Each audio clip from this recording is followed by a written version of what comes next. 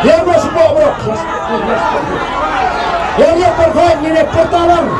Kami ni apa? Nice yang lewat. Ini pertang.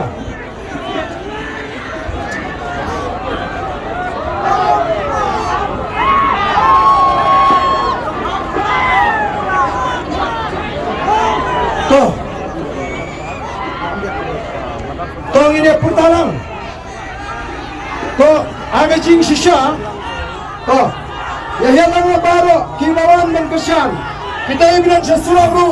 Lalu kita ingin kesan cumi Ken Yarlang Cari Semarang. Toh Ladon Kinyak Serat Si Ladon berpenkan mau Harga cing siang ngam kuat asyuk ban keren ya kali. Ngam kuat asyuk ban penkan mau Menurut don kibaongnya banget don kam ban keren. He nomor ketarau ngarap ban keren. Bagata kalong ba Ladon kiba persyang ru ban pensutu pagalai kipat ba bandrung haji ying disem barong ba uba arden usun yagi Katolik.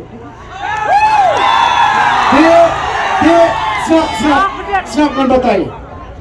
Agaji sya ngamdon namsudon kambat pensyang namar balai nadu namadan ruting hadu ama punti syadu syalam air ki balang ki school balang ki kinuhon sama kila yo ya ke cirap agi sipos nam menbangadang long u Emily ka Saint Joseph Social Cultural Organization hanya na koru kila yo cirap punsin ngagati jua ki menduk rukipun namar kataraw ngakirpa da kabasnaurit ya kita kiri orang ba smobhasi wat numonra tmaniam makasnong gataw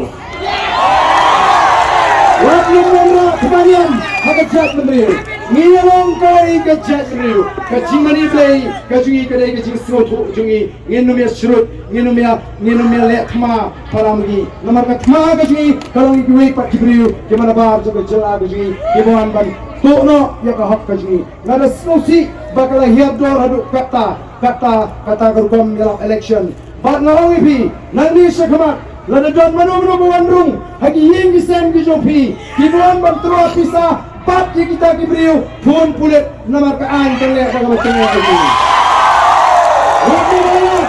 lada buandrung ying don terus pisah kang gayeng gisem ong patrat pun pulit kini sam pisah namar ngatit bastang kata nginti kat nginum stesyo itu yang kata pisah pamhok katu kelapiang minyak cakmat dalam berkermen ya ke bawah tiap ni kapor yang pertalang laisian lewat nakot saisian yang ini kemudian sejong kini sepo kibuan dan kersian ini kini sepo kini orang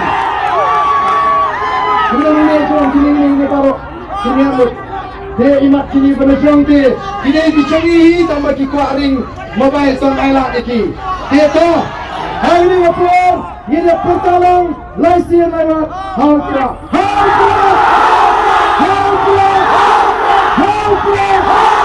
Tungai Simon Tungai Syazali Ia pertama kali